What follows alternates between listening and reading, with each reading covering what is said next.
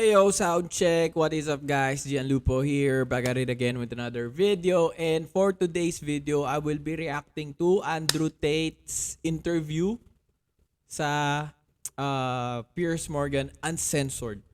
So, preview lang to, guys. Hindi to yung exact interview or maybe debate or whatever. Hindi ko alam. Pero this is an interview by Uncensored ni Piers Morgan kay Andrew Tate. Kung di nyo kilala si Andrew Tate, search nyo sa Google. Isa siya sa mga pinaka hot topics ngayon or hot influencers or individuals ngayon sa Western culture. Hindi siya masyadong kilala dito sa East kasi, ayun, hindi siya masyadong kilala dito sa East. Okay, let's go into the video. Saan ba yung video? Times online. He's built an enormous following of mostly young men. And Andrew Tate's the most famous man you've probably never heard of, but the chances are your children will have. Videos of Tate have been viewed billions of times online. He's built an enormous following of mostly young men, and his often scandalous views about women that have made him notorious across the world. Views like this. So I think my sister is her husband's property, yes. When a bride is walking down the aisle to marry the groom, the father walks next to her and gives her away. True or false? Tate's opinions on... Okay. Sige. Mahaba yung video na yun eh. Pero kinuha lang nila yung part na yun. It's a whole lot of parang context yun eh. It's not really parang property, pero parang possession. Parang prized possession mo ang isang babae. Pag yun nga eh, di ba? Parang sobrang valuable ng isang babae that the father will walk down her daughter down the aisle and give her to a man na papakasalan niya. Not like a property na parang object siya, pero like someone na prized possession ko to. Parang ganon. Mahal na mahal ko to, pinagkakatiwala. Parang ganon kasi yun eh. Diba? So, just to give it context. Okay, let's go. Mental illness are equally controversial. I don't believe in depression. Don't message me about depression because I don't believe in it. If you're asleep in your bed in the middle of the night and you hear a noise and you believe in ghosts, now you're afraid. But if you don't believe in ghosts, it's the wind and you go back to sleep. You give the ghosts power by believing in them. Well, the summer... Okay. To some degree, I agree dun sa statement ni Andrew Tate. Pero, let me tell you guys, depression is real and depression can be clinically diagnosed, 'di ba? Hindi siya feeling lang. Siguro, applicable 'yon kung feeling mo lang sad ka or feeling mo depressed ka. Yung malungkot ka lang. Applicable 'yon.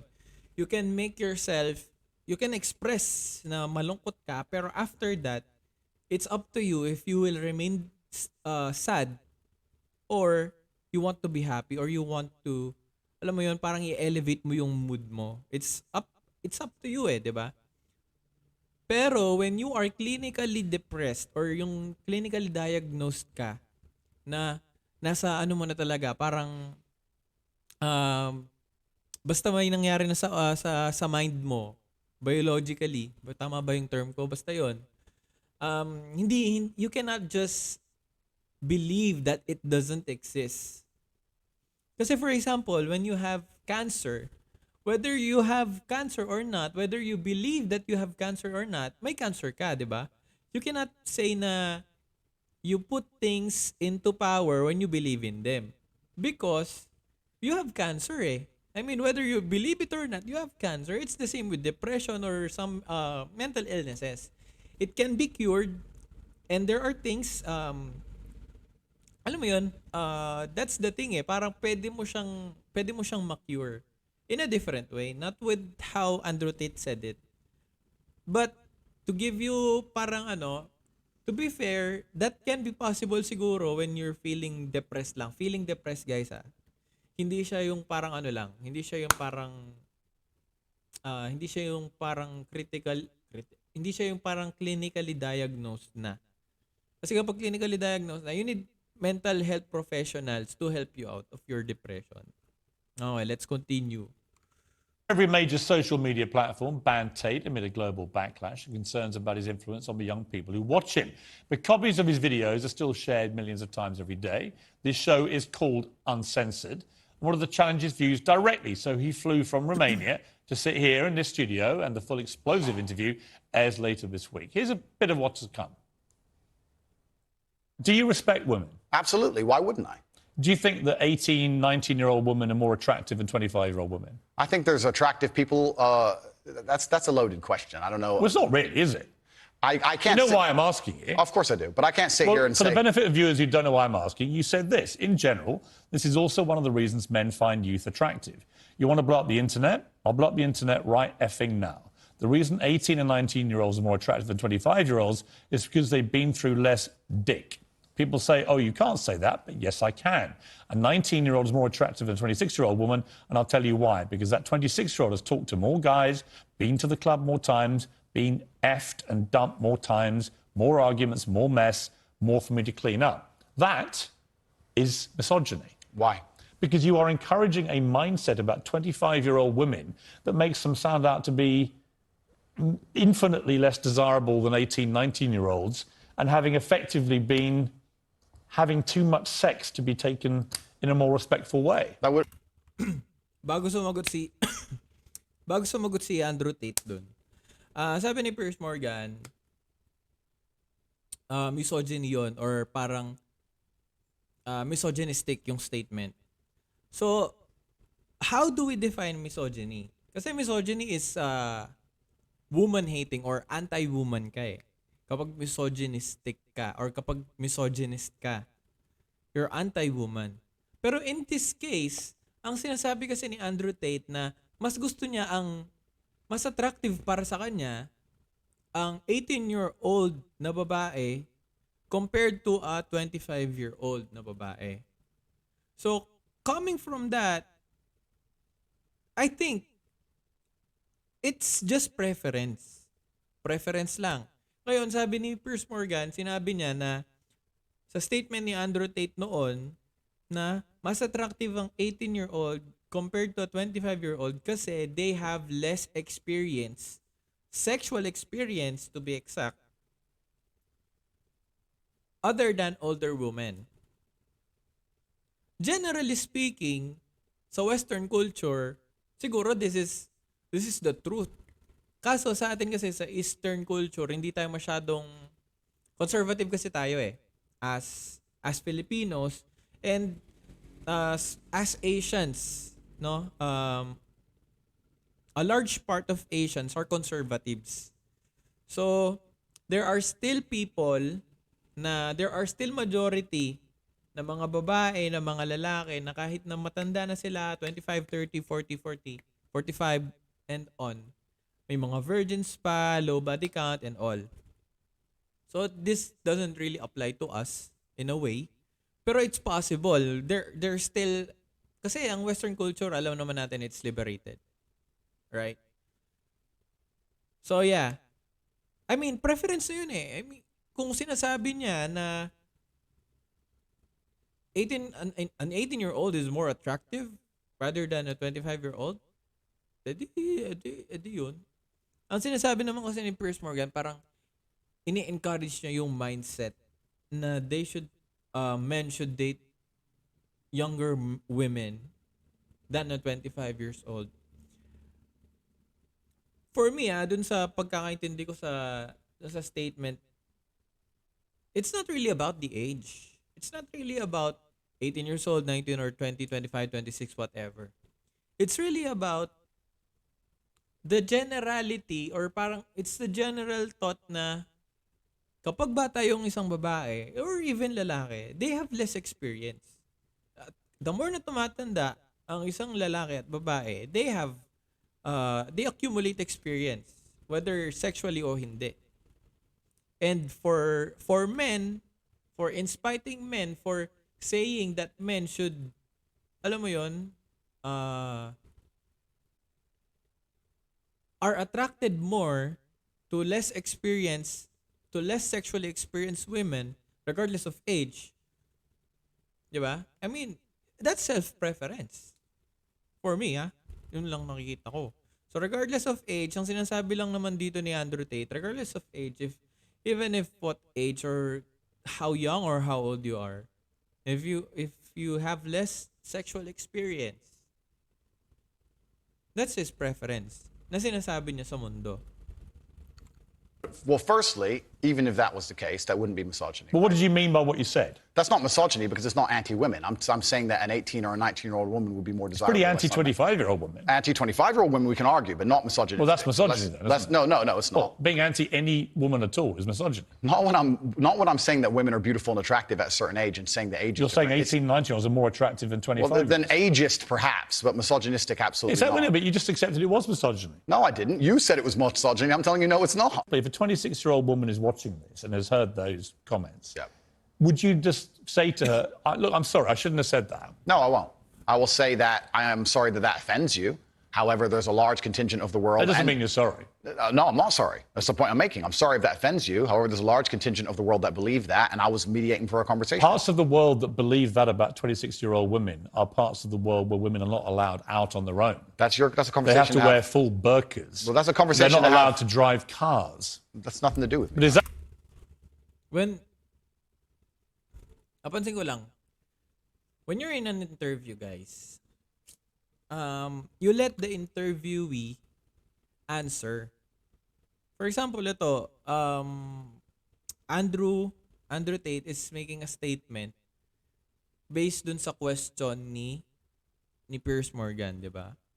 Or dun sa parang, I will say accusation. Pero, you let him talk. You let the interviewee talk. Kasi you're the interviewer. This is not an interrogation. Kasi interrogation kasi parang you're inciting that this is parang meron ka ng case. Meron ka ng pinupush mo na lang sa kanya na umamin siya. Pero that's not the case with an interview. In an interview, you want to know the point of view nung ini-interview mo. So what's the point of interviewing someone and not letting him talk, di ba? the kind of world for women that you I was mediating. applaud? I was mediating a conversation. No, I'm asking you what you think. I don't live in a country where that happens. You're using that as the excuse for why you're not sorry for saying it. It's not an Is that there are excuse. parts of the world where this is fine. My So friend. my question to you is, well, do you think it's fine? I don't think it's fine. I live in a world where You don't think it's fine? the reason This I isn't that hard, Andrew. You can simply say, Piers. Dude. Is you know what? With the benefit of hindsight, I wish I hadn't said it like that. And if a 26-year-old woman's watching, I'm sorry I said that, because that actually is blatantly misogynist. And even though that's a view held by other parts of the world, it's not a view I share. Now, I would respect you more if you said that than if you try and say, well, it's said in other parts of the world, so I'm not sorry. I think That doesn't tell me what you think. Then you need to understand why my content existed in the first place. My content existed because I tried my very hardest to be an absolute and utter realist, especially with uncomfortable truths. I was pointing out that very uncomfortable. Is that a truth, then? It's an uncomfortable truth in many parts of the world. It's not a truth that I'm happy about. An inquest this week found that a 14-year-old girl, Molly Russell, died from an act of self-harm while suffering from depression and the negative effects of online content. The coroner said she was exposed to material that may have influenced her in a negative way, and in addition, what started as depression had become a much more serious depressive illness, and she very sadly took her life. That's absolutely. Ano to, low-key guilt tripping siguro. I mean, rest in peace to Molly Russell, no? I don't intend to talk over her and to, alam mo yun, parang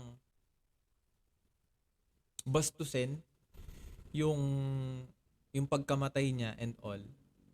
Pero why are you bringing up a 14-year-old girl that killed herself after viewing harmful content? Unang-una, Andrew Tate's statements or Andrew Tate's contents are not the only thing or are not the only contents that are harmful. Okay? There are lots of contents in the internet, in social media, in TikTok, in Twitter, in YouTube, in Facebook na sobrang harmful sa mga bata, na sobrang harmful sa teenagers, that even adults, early adults are, alam mo yon, are being intoxicated, are being poisoned by this kind of contents. Ngayon, bakit hindi ko gets why will you pull up this kind of act, or parang sinasabi mo na may correlation ang content ni Andrew Tate for Molly Russell's death. Yes, there are harmful contents around there, pero tingnan natin ano yung point. Disgusting. Right. Her father. That's terrible. Her father's campaign. Syempre, lahat naman lahat naman siguro malulungkot pag namatayan, or na may kaibigan ka or someone that you know na nabalitaan mong nagpakamatay for whatever reason, di ba?